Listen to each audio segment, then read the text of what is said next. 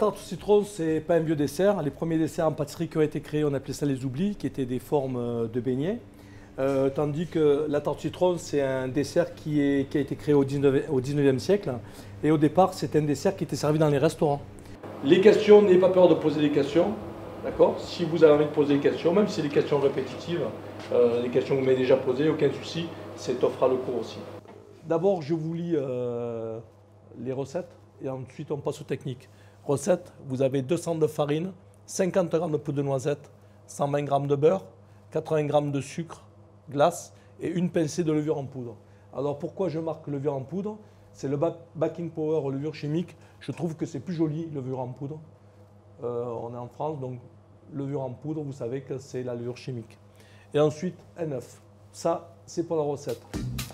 Alors Ève, on prend la levure chimique, une pointe de couteau, on incorpore dans la farine. Tu fais, alors je te l'incorpore, c'est pour toi, voilà, on l'incorpore, ce qui va permettre à la pâte de lever un petit peu. Ça, tu le mets dans le coin, ça aussi. Alors maintenant, on met la farine, le sucre glace et la poudre de noisette. Voilà. C'est fait? Ok. Alors maintenant, on mélange à sec. Tu peux t'aider de ta corne. Voilà.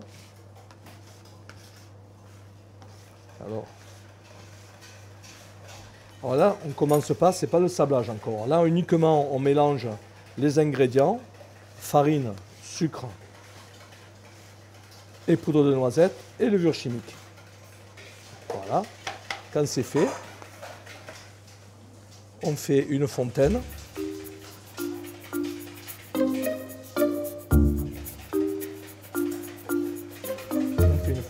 À l'intérieur, on met le beurre. On va le ramollir avec la paume de la main. On va un petit peu le ramollir.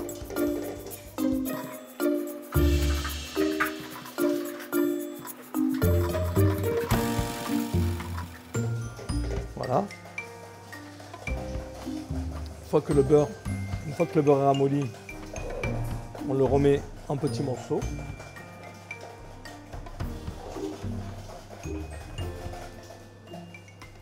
Ensuite, on rabat la farine à l'intérieur. Et à ce moment-là, très bien, à ce moment-là, on attaque le sablage. Voilà, on commence à mélanger le beurre avec les ingrédients secs et on commence à la passer entre les mains pour avoir une texture sableuse.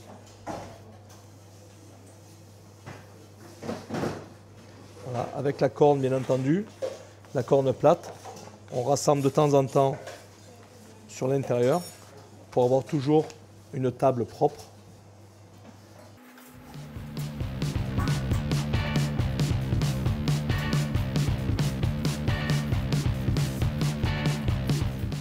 Voilà, surtout, tu n'as pas peur de bien écraser entre tes mains le beurre avec les autres ingrédients pour obtenir, on va obtenir cette consistance sableuse.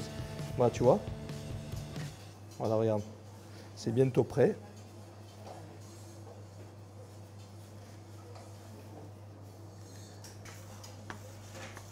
Ouais, tu peux aller encore un petit peu. Ah, tu vois, tu as encore quelques gros morceaux. À ce moment-là, on refait une fontaine. On pourrait appeler ça une fontaine ou un puits.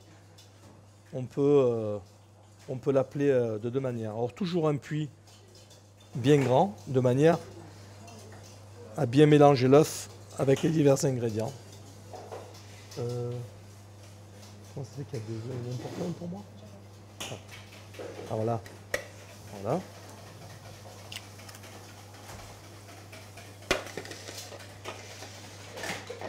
Voilà.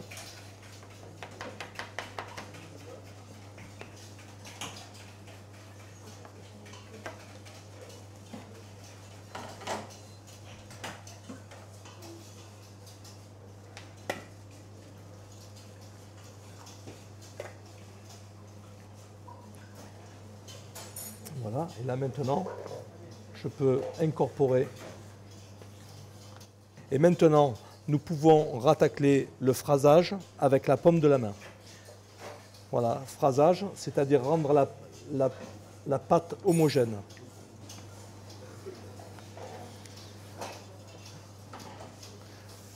Alors la pâte est quasiment prête. Il ne faut pas trop la travailler, sinon on risque d'avoir une pâte élastique. Voilà, une fois que la pâte est quasiment homogène, que tous les ingrédients sont mélangés, on arrêtera le processus de pétrissage.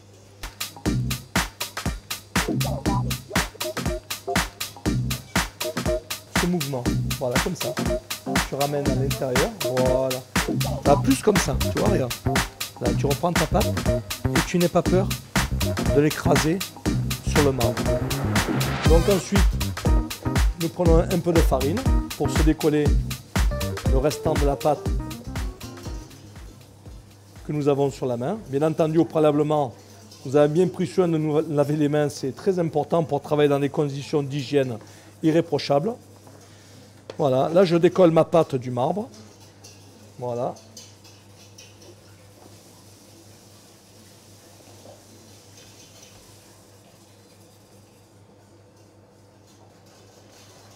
Voilà, j'ai fini de pétrir. J'ai fini de pétrir et j'obtiens une pâte. Je vais vous montrer. Voilà, je mets ma pâte en boule. Une pâte ni trop dure, ni trop molle et qui a une jolie consistance. Donc, impeccablement. Cette pâte, je la mets en boule, je vais la réserver au frais et nous avons une table qui est impeccablement propre. Ça y est, Ève, tu as fini? Alors, tu peux un petit peu gratter ta table, nettoyer. Ensuite, on peut prendre, voilà, 2 culs de poule propres. On me fait passer 2 culs de poule propres, s'il vous plaît. Peut-être c'est pour vous, c'est un terme barbare, mais cul de poule, ce sont les plats pour mettre les pâtes à l'intérieur. C'est la dénomination de ce produit. Voilà. Donc, on met la pâte à l'intérieur. On va filmer avec un film et on va réserver au frais. D'accord, Ève? Allez.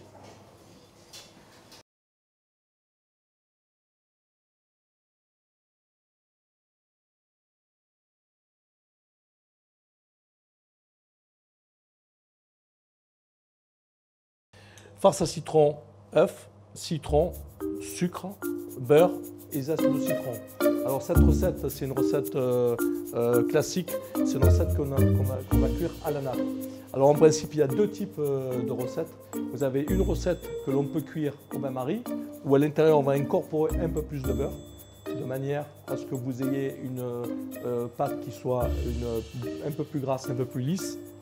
D'accord? Mais on va prendre celle-ci aujourd'hui. Pourquoi? Parce que c'est une recette classique, mais c'est une recette qui est éprouvée et c'est une très très bonne recette. Et elle est facile d'utilisation pour vous qui commencez dans le métier. Alors Ève, on va attaquer la tarte au citron. D'accord? Alors ici, tu m'as préparé le jus de citron. Ici, nous avons le sucre. D'accord? Ici, nous avons les œufs. On va cuire la farce à citron sur la plaque induction. La première des choses que nous allons faire avant de cuire, nous allons prendre un bol en plastique ou un cul de poule en plastique. Tu vas tenir le chinois et ta mine et on va passer le jus de citron. Pour quoi faire? Pour enlever les pépins. Voilà, tu remues bien, tu tapes bien. Ah, ok. On peut, avec le fouet, voilà, tu peux remettre le chinois à l'intérieur. Maintenant, tu me verses le jus de citron dans la casserole avec les zestes. On va incorporer le sucre. Voilà. Donc, ce qu'on va faire, pendant que je commence à tiédir le jus de citron avec le sucre pour que ça aille plus vite, ce que nous allons faire, tu vas me casser les œufs dans le bol, s'il te plaît.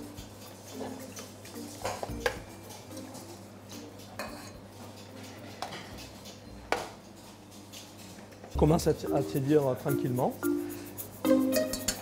Voilà, je te passe le fouet. Voilà. Alors tu les bats énergiquement pour bien que le jaune et le blanc d'œuf soient cassés. Et de temps en temps, tu lèves pour voir un petit peu la consistance, tu vois. C'est pas assez encore...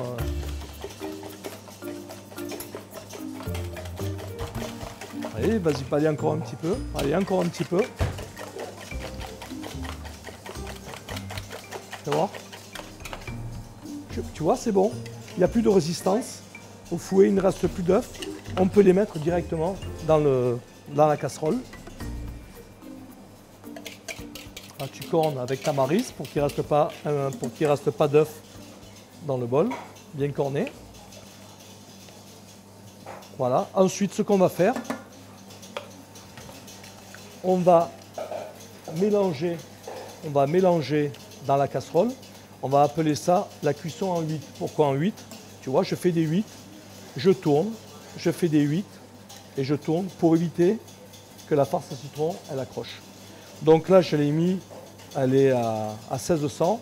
J'attends qu'elle prenne la chaleur. Dès qu'elle a pris la chaleur, je vais baisser la puissance de la plaque induction pour qu'elle n'attrape pas, pour que ma farce n'attrape pas. D'accord?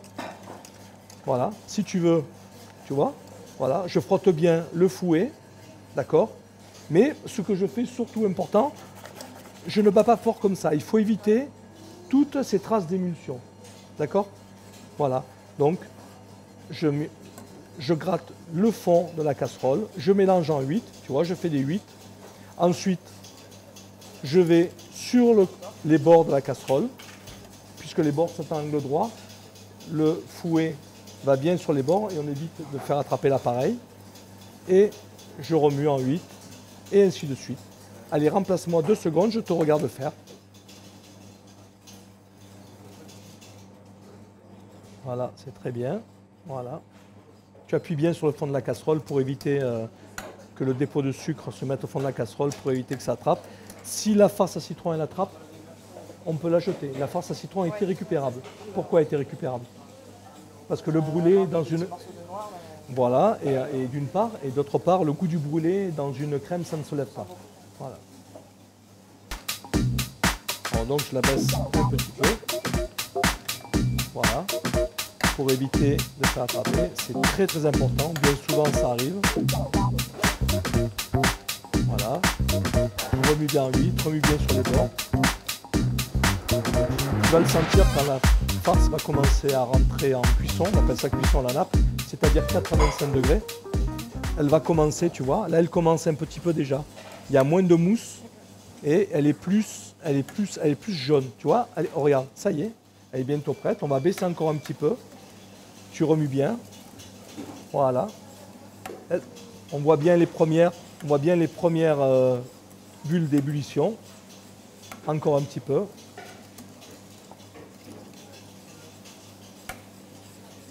On peut arrêter. Le beurre en petits morceaux à l'intérieur.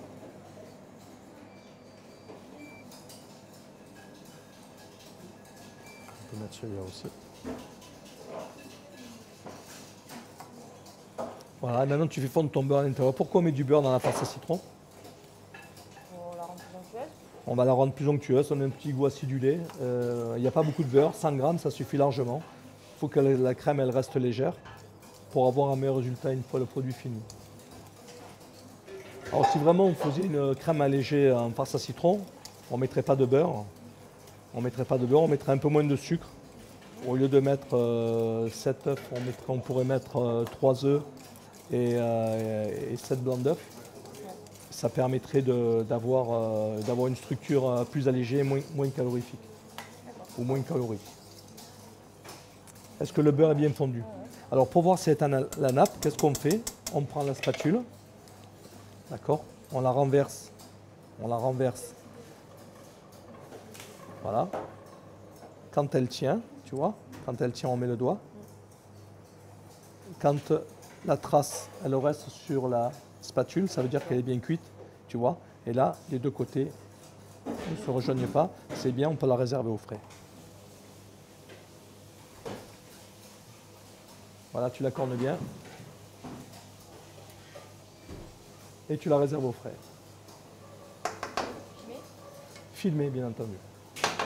Tu la mets en cellule de refroidissement pour qu'elle aille plus vite. Ève, on filme la farce à citron, s'il te plaît. Je vais te donner un coup de main. Alors, on la filme surtout pas à cœur. Parce que, comme c'est une farce qui est souple, si on la filme à cœur, elle va rester attachée donc, sur le film. Ce n'est pas le but. Donc, on ne la filme pas à cœur. Voilà. Ensuite, très bien. Oh, très bien filmé. Maintenant, ce que tu vas faire, tu vas donner quelques pointes de couteau sur le film. Tu vas bien percer le film. Pourquoi on le perce? Très bonne question. Pourquoi il faut filmer? Il faut piquer le film. Est-ce que tu as une idée?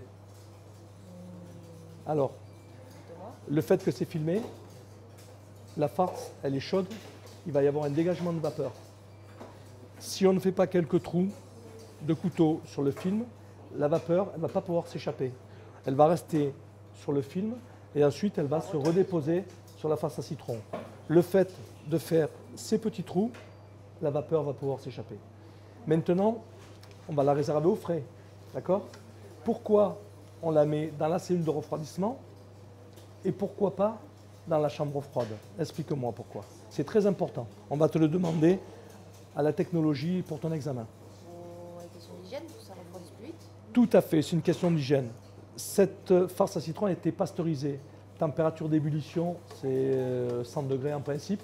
Là, on ne lui a pas fait attendre les 100 degrés, on lui a fait atteindre les 85-90 degrés. C'est la température de pasteurisation. Le fait de la mettre en cellule de refroidissement à plus 4 degrés et pas en chambre froide, qui est la chambre froide qui est à plus 6 degrés, entre plus 2 et plus 4 degrés, elle va refroidir dans un laps de temps de 2 minutes. C'est le temps qu'il faut pour que la farce à citron refroidisse de suite et pour éviter la prolifération des microbes, la prolifération bactérienne dans la farce à citron. Voilà.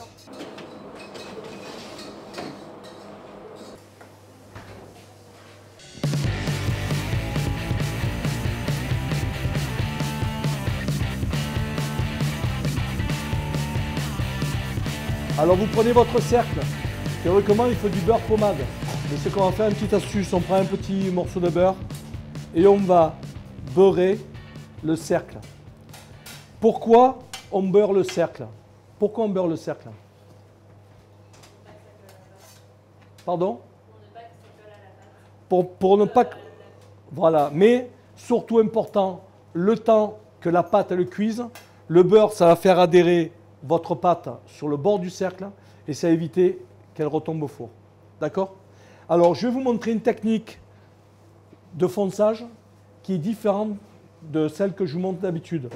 D'habitude, je vous fais étaler la pâte sur la table, d'accord? Avec un petit peu de farine. Ensuite, on l'entoure autour du rouleau et on la met sur la tourtière avec le cercle. Là, on a une pâte qui sort du frais. Alors, cette pâte, comme elle est bien beurrée, d'accord, on la met, on en fait un cercle, on prend 2 feuilles de papier sulfurisé, on peut prendre un petit peu de farine pour qu'elle glisse plus facilement entre les 2 feuilles de papier sulfurisé. D'accord? Ensuite, je prends l'autre feuille, voilà, et à ce moment-là, j'étale entre les feuilles de papier sulfurisé.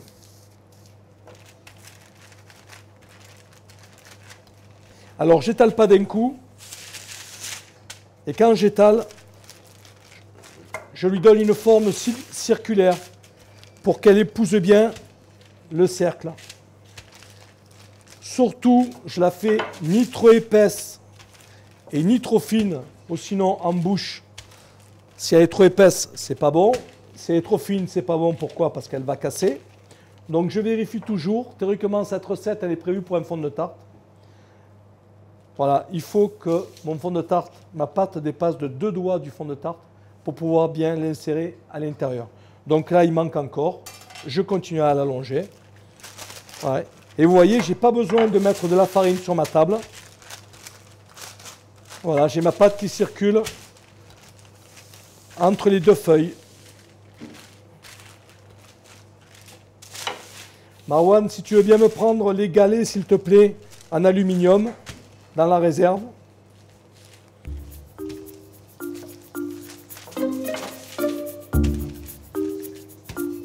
Alors je vérifie. Ève, est-ce que c'est bon? Encore un petit peu ici. Très bien.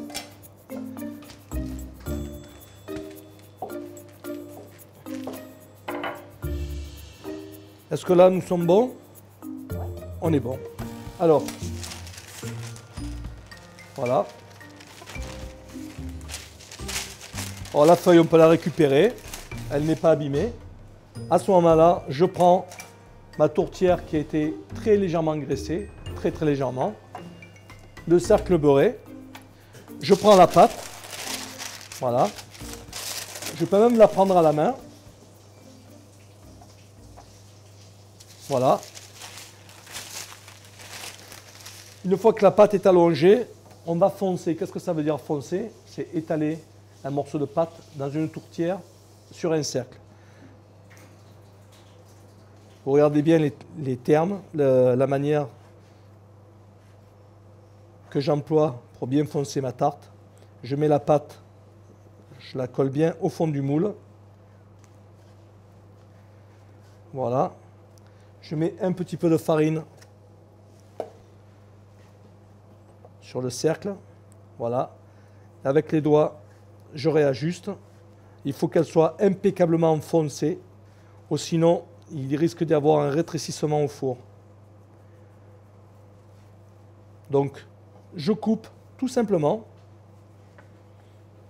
avec le rouleau. Vous voyez, j'enlève le surplus. Et là maintenant, avec le pouce, je viens remonter un petit peu la pâte. Pourquoi? Parce que je l'ai écrasée avec le rouleau. Alors la pâte, je la remonte. Vous avez un petit rebord. Une fois qu'elle est remontée, voilà, je reviens dessus avec les deux doigts.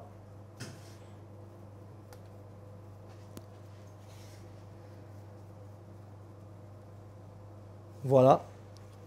Une fois qu'elle est complètement remontée, surtout je ne coupe pas.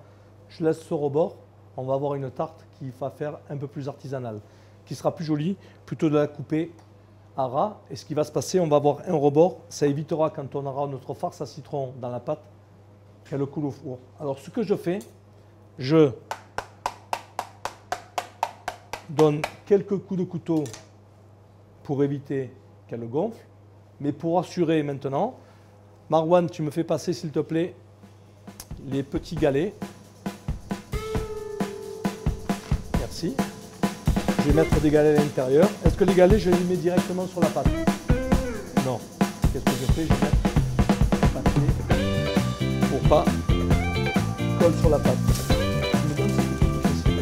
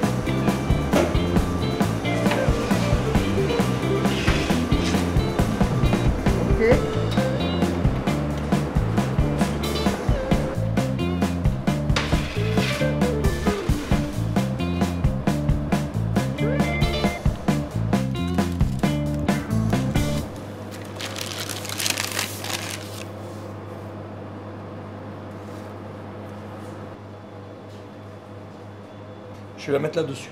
D'accord. Pour que l'air, pour qu'elle puisse sécher à l'air. Parce que sinon, si on la laisse sécher sur la plaque, ça va faire de l'humidité, ça va ramollir le fond de tarte.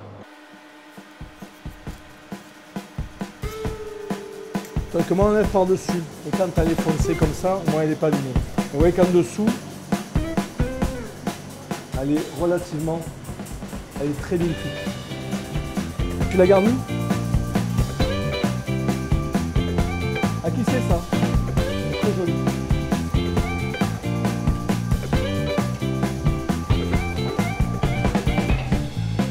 Allez, tu garnis ta tarte. Va chercher une terre ensuite.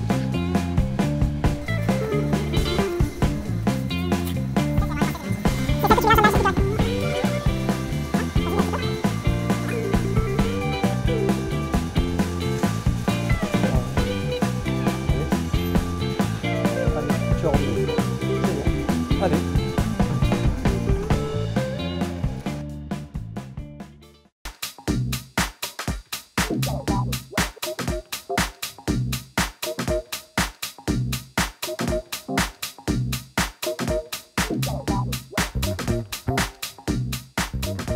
Ensuite, on va faire une meringue à chaud.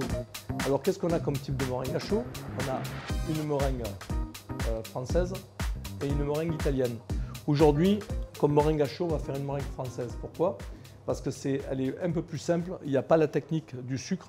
C'est uniquement du sucre semoule et des blancs d'œufs que l'on va faire chauffer au bain-marie à environ entre 35 et 45 degrés. Alors, pour savoir quand est-ce qu'elle est prête, c'est simple. Il suffit, avec le dos du doigt, puisque c'est le dos du doigt qui est le plus sensible, on le met sur le blanc d'œuf, le sucre. Quand c'est chaud, on passe au batteur et on fait monter la meringue jusqu'à complet refroidissement. Ensuite, on va meringuer la tarte au citron et on montera au four à 180 degrés. OK? Tu remues. Remue bien.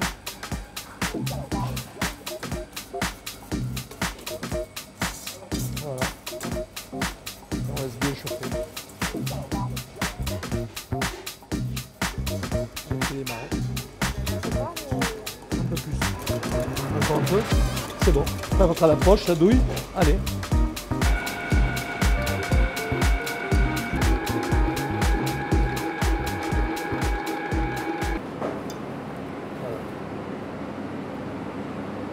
Il faut qu'elle soit bien, qu'elle fasse le bec comme ça, vous voyez.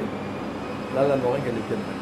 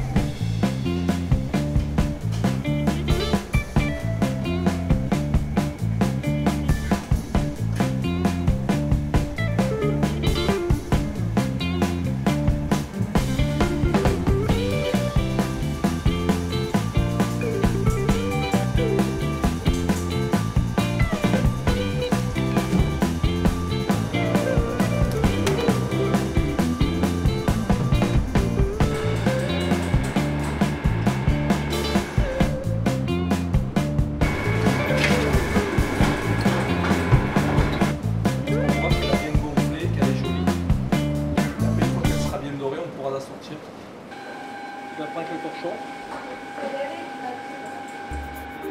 Ah, tu vas sur la table.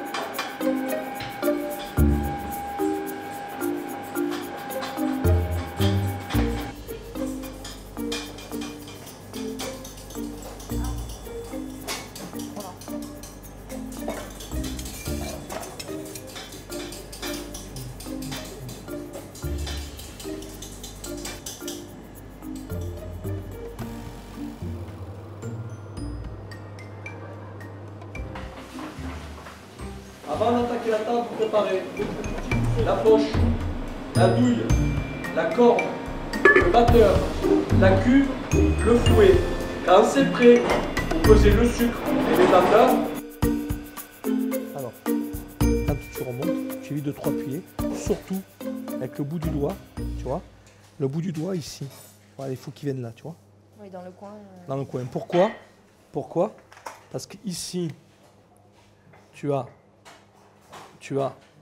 ton cercle, ici, et là, tu as ta pâte qui est à l'intérieur. Il faut que la pâte, ici, il faut qu'elle soit bien dans l'angle. Ou sinon, si elle n'est pas bien dans l'angle, de ce côté, ça va faire comme ça, et ici, il y aura un creux, ça va rétrécir au four. Il faut bien qu'elle soit collée ici, et collée au fond, et que l'angle soit bien appuyé. D'accord? Vas-y. Alors, avec le bout du doigt, tu vas d'abord d'abord, tu vois. Tu appuies. Tu vois, regarde. Tu remarques la Ouais, différence? ça rentre bien là-dedans. Ça rentre bien. Et ensuite après, tu remontes. D'accord. D'accord?